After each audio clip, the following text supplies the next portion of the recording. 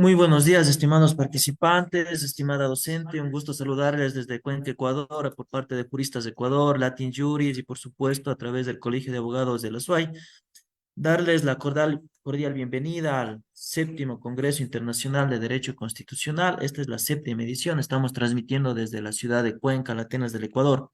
Un gusto poder compartir con cada uno de ustedes en este seminario y arrancamos en este momento con la fase virtual. Hoy en la tarde les invitamos a los que han dado su visto bueno para participar en el presencial en el Teatro Sucre. Estaremos compartiendo también.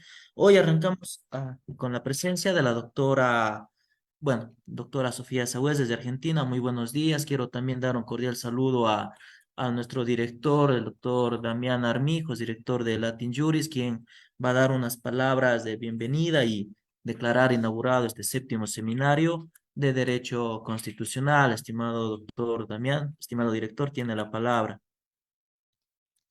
Bien, muchísimas gracias con todas y todos. Muchísimas gracias, decía, con todas y todos por acompañarnos en este espacio académico. Es la séptima edición, vamos ya 7 años consecutivos realizando una pequeña pausa para revisar qué es lo que está pasando con la Constitución ecuatoriana y cómo impacta esta en el derecho constitucional en la región. Y para eso, efectivamente, para nosotros es un gran honor contar con panelistas como los profesores que nos acompañarán hoy. Un saludo cordial a la profesora María Sofía Sagüez, también a Lorena Molina, a Karim Jaramillo, a Reinaldo López, quienes nos acompañan desde Argentina, Perú y Ecuador respectivamente, y desde luego a todos los participantes que a lo largo de toda América Latina se están conectando para seguir esta fase virtual. Esperamos también que pues quienes se han dado cita, sabemos que vienen personas de otros países para asistir a este congreso, sabemos que vienen personas de otras ciudades a Cuenca para participar y escuchar estos debates que vamos a desarrollar en las mesas de diálogo a lo largo de este par de jornadas y por supuesto con muchísimas expectativas de escucharles a nuestros panelistas porque les cuento, sobre todo a quienes nos siguen desde otros países, que en el Ecuador estamos en plena transición institucional, ¿no? Al igual que Argentina. Bueno, ayer vi que tuvieron elecciones y esto es importantísimo porque el constitucionalismo nos permite también hacer estas evaluaciones de la transición institucional y cuál es el rol que juega la Constitución en estos cambios, ¿no? Para sostener un Estado democrático, para sostener un Estado constitucional. Así que nada, sin más, quisiera pues agradecerles una vez más a todos ustedes por darse cita en este espacio académico, también a todas las personas que nos siguen a través de las redes sociales y decirles que estamos con altísimas expectativas para que pudieran entonces transmitirnos sus conocimientos y nosotros estaremos aquí atentos para tomar los apuntes del caso. Bienvenidos todas y todos y pues declaramos oficialmente inaugurado este séptimo Congreso Internacional de Derecho Constitucional. Te devuelvo la palabra, Marcos. Muchas gracias.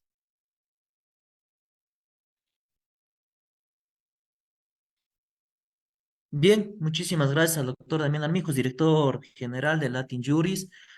Cada uno de ustedes sean bienvenidos. Arrancamos entonces con esta capacitación en Derecho Constitucional. Quiero dar la bienvenida a la doctora María Sofía Sagüez, doctora en Derecho por la UCA, máster en Derecho en la Universidad de Georgetown, Estados Unidos, directora de la Diplomatura en Derecho Constitucional Latinoamericano, Universidad Austral, autora de 2 libros, 2 en coautoría y autoría, más de un centenar de capítulos en obras colectivas y artículos en publicaciones periódicas, actualmente secretaria letrada de la Corte Suprema de Justicia de la Nación. Un gusto, estimada doctora, tenerla ya con nosotros. Sea bienvenida. El público y los estudiantes están a sus órdenes. Recordarles que tenemos un tiempo de 25 minutos que arrancan desde ahora. Yo le estaré internamente informando, estimada doctora, de cuántos minutos le quedarán para su exposición. Bienvenida nuevamente. Continuemos, por favor.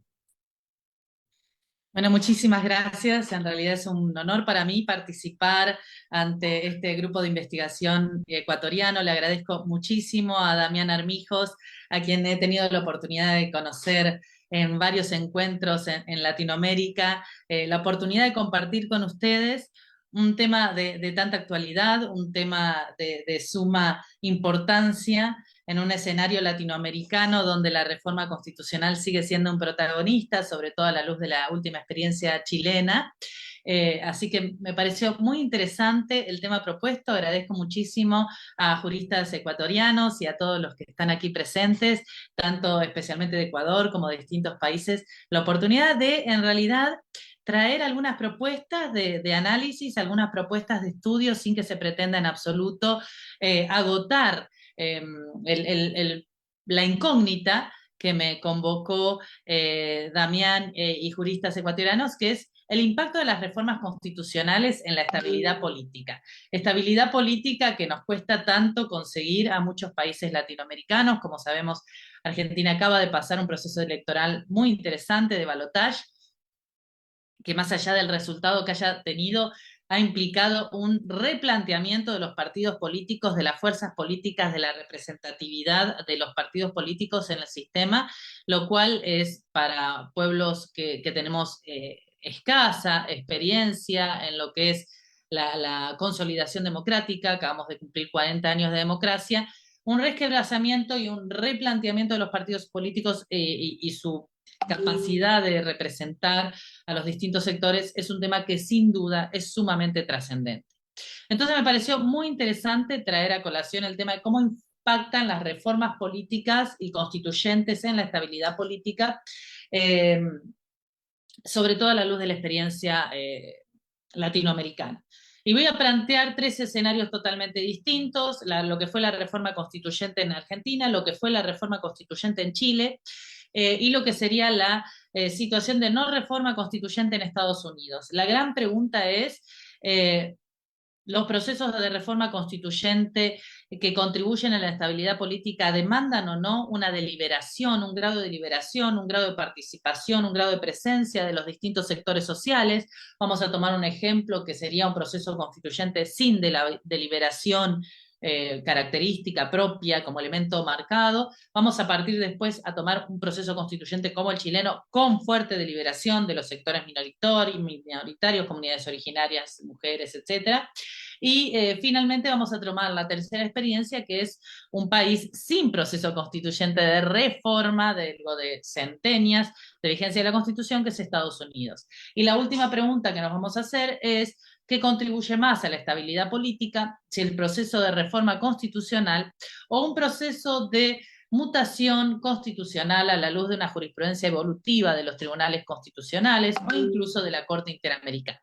Esa es la serie de elementos que me pareció interesante analizar, a la luz del punto que nos ha planteado tan inteligentemente juristas ecuatorianos. Y lo primero que tenemos que plantear es que cuando hablamos de la idea de reforma constitucional o proceso constituyente, el derecho constitucional, el sistema constitucional, la teoría constitucional se asentó sobre una ficción que era a todas luces evidente. Cuando se partió en la doctrina de Sieyès hace centenias con la primera ola constitucionalista, me estoy refiriendo a la Constitución francesa, a la Constitución estadounidense, en esta idea de que el pueblo es el sujeto del poder constituyente, era claro que era una ficción, porque en ese momento el pueblo no participaba activamente en el proceso constituyente.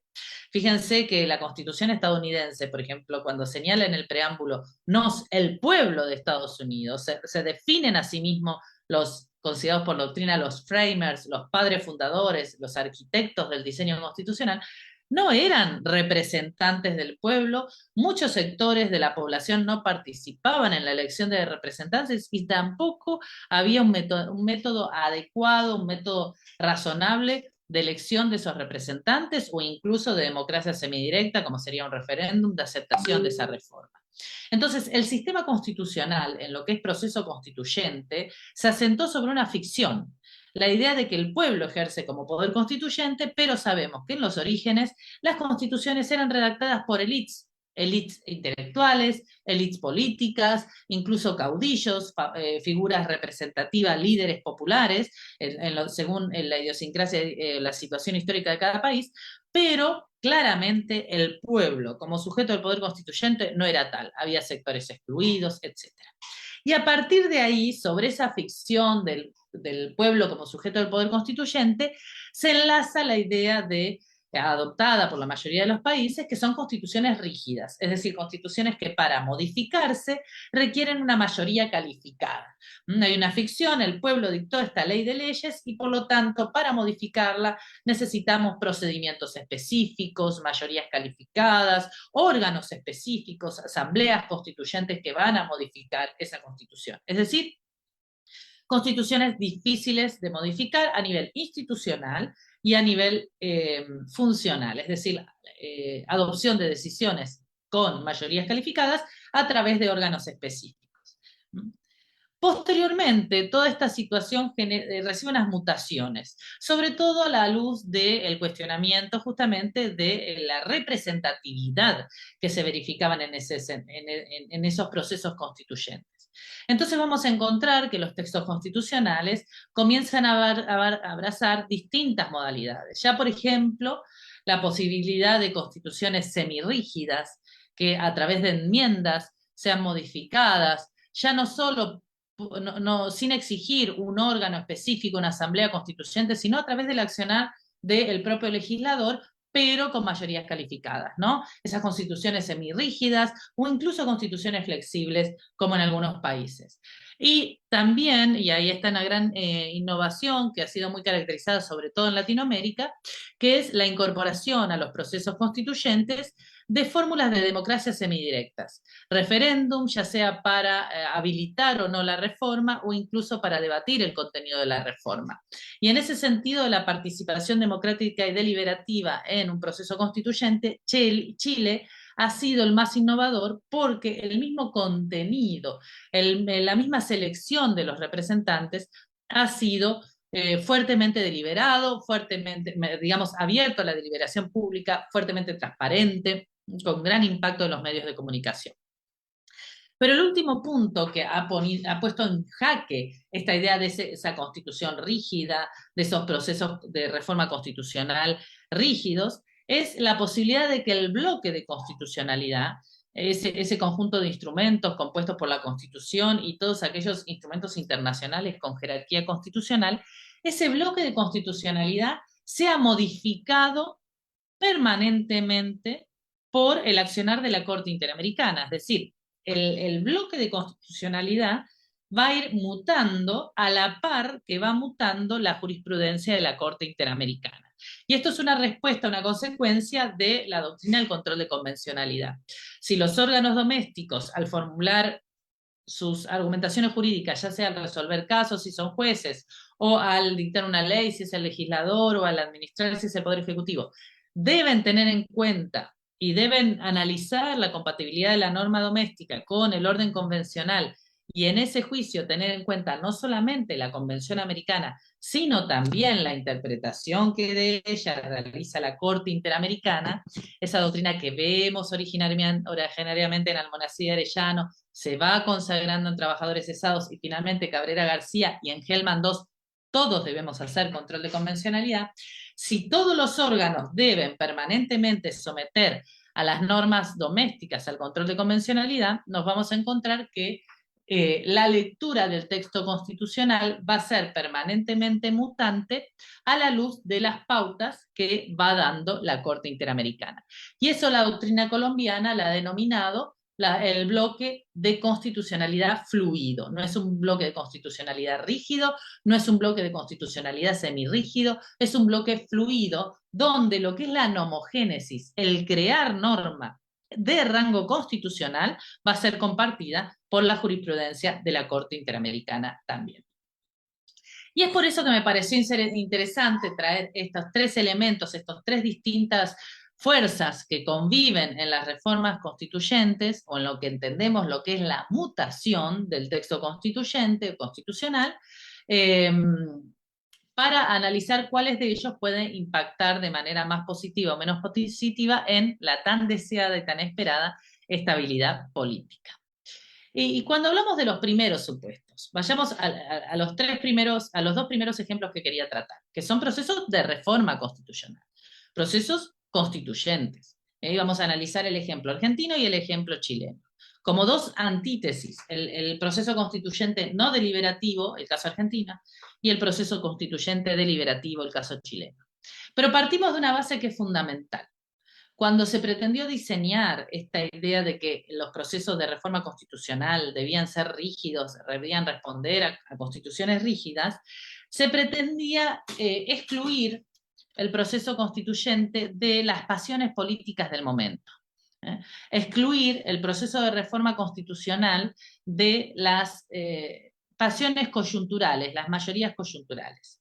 Sin embargo, la experiencia nos ha demostrado que los procesos de reforma constitucional no se dan en el vacío, no se dan en un laboratorio, dice una interesante jurista latinoamericana. Se encuentran insertos en contextos, siguen contaminados por el contexto y están fuertemente influidos por las dinámicas políticas, por los climas de idea, por los climas de opinión. Entonces, por más que el proceso constituyente se lo pretenda robustecer a la luz de exigencias sumamente restrictivas, como mayorías calificadas, como intervención de órganos, esa intervención y la calificación del accionar de esos órganos sigue siendo un producto de corto plazo inescindible de la coyuntura que lo origina. Entonces, es un producto de corto plazo, inmerso en una coyuntura que lo origina, pero que tiene como expectativa proyectarse a largo plazo. Entonces, uno no puede ser indiferente a la coyuntura ni al clima político que genera cada proceso de reforma constitucional, más allá de las calificaciones y las exigencias que cada sistema requiere. Pero veamos las dos experiencias latinoamericanas para que analicemos en conjunto si nos parece que contribuyeron o no con la estabilidad política. El primero que le voy a plantear es el proceso constituyente no deliberativo. El proceso constituyente en paquete. Y el término que estoy utilizando no es una ficción, fue así, en el caso de Argentina.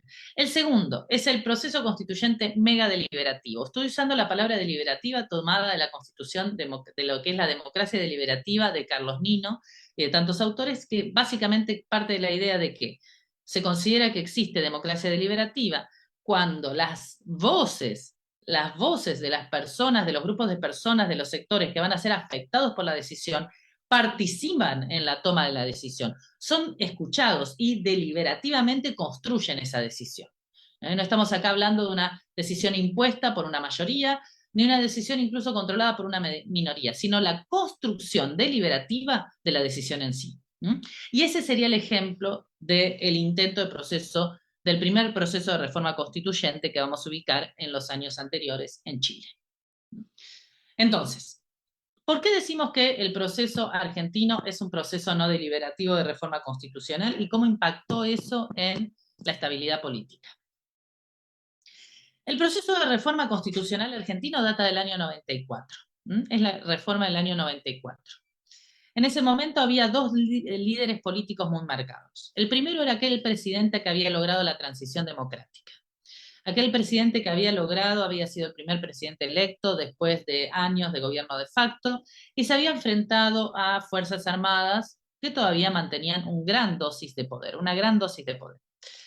Voy a hacer un comentario no tan técnico. Lo ubicamos allí, el caso del juicio a las juntas, la película de Ricardo Darín, 1985, no sé si alguien la vio, pero bueno, lo ubicamos en ese contexto histórico. Si no la vieron, no es que quiera hacer propaganda del cine argentino, pero es muy interesante para analizar cómo es un proceso de transición democrática con fuerte injerencia del Poder Judicial, como fue el desarrollado de esos años en Argentina.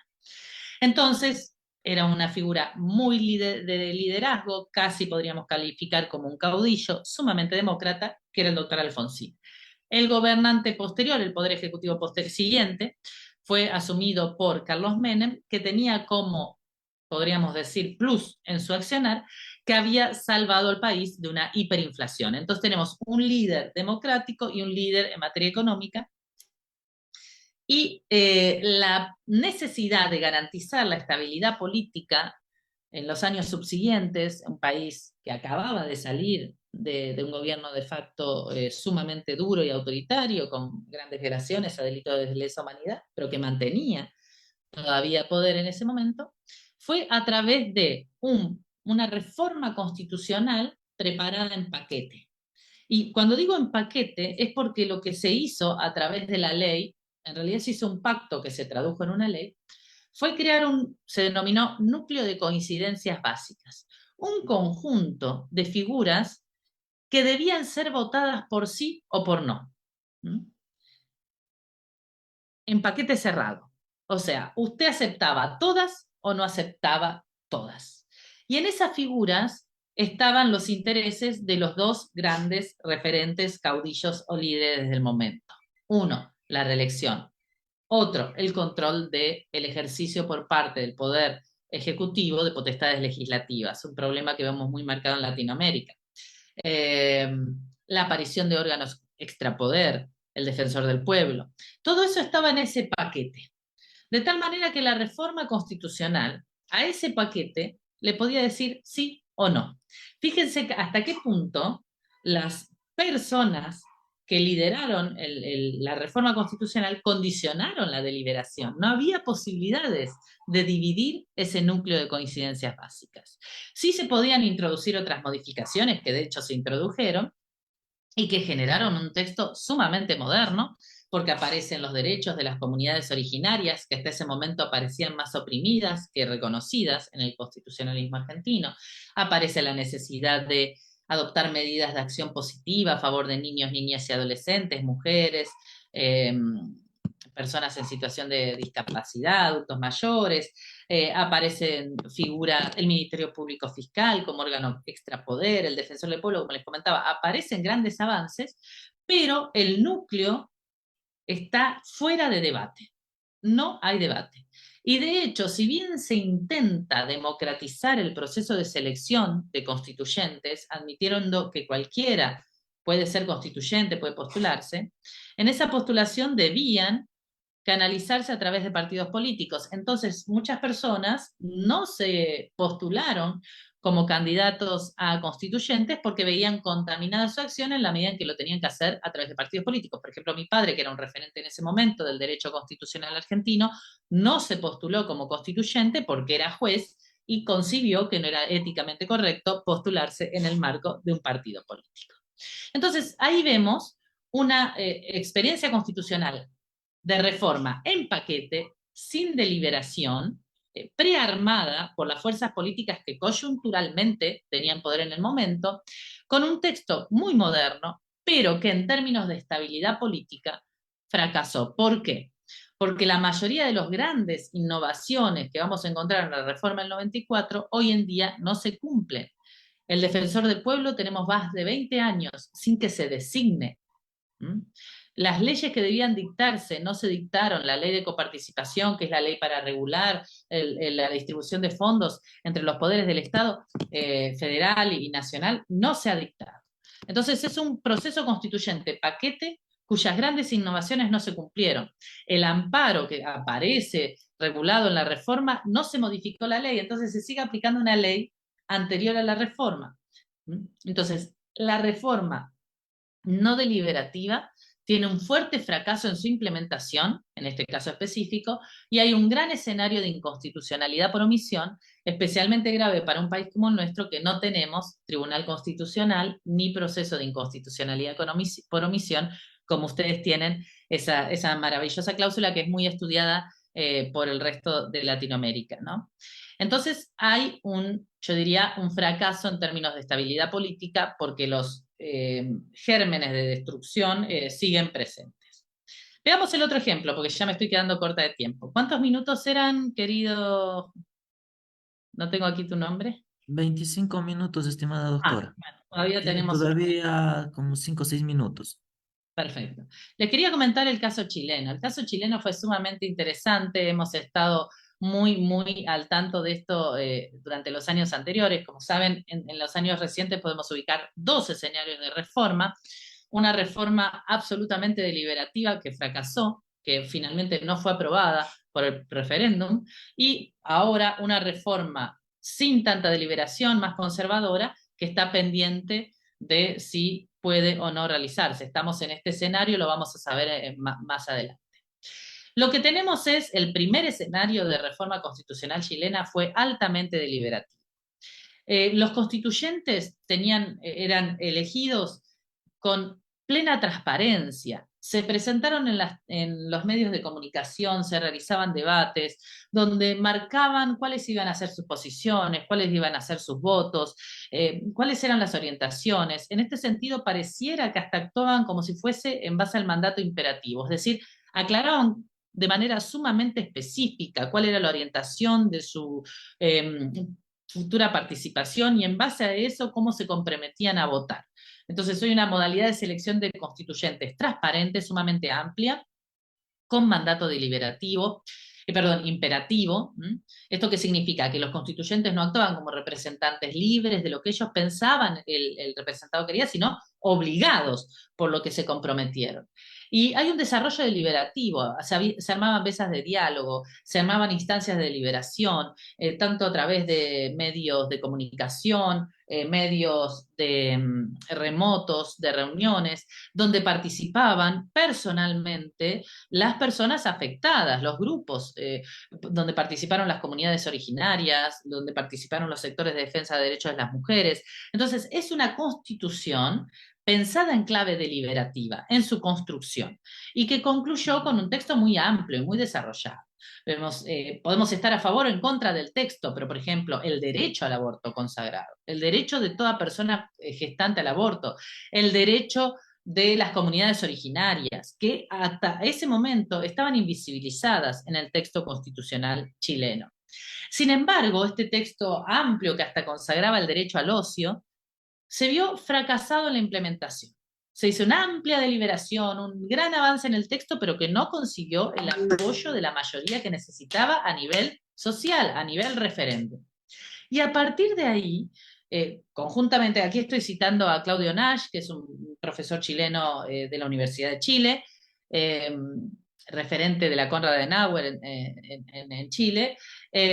A partir de ahí lo que se dio fue un retroceso. Y el nuevo proceso constituyente, lo que se volvió fue mucho más conservador, tanto a nivel de quiénes eran los constituyentes, como a nivel de del tipo de decisiones que se tomaban. Y en este nuevo proceso constituyente que ahora está siendo ponderado por Chile, los derechos de las mujeres están invisibilizados, los derechos de las comunidades originarias están invisibilizados. Entonces, si uno lo analiza, porque la pregunta que me hicieron ustedes fue en términos de estabilidad política, ¿contribuyó a la estabilidad política? Lo que se generó en Chile fue un proceso constituyente que visibilizó, que presenció, que le dio presencia a reclamos de sectores hasta ese momento olvidados, pero que recibió un fuerte rechazo social y generó una ola mucho más conservadora y mucho más de retroceso en ese sentido.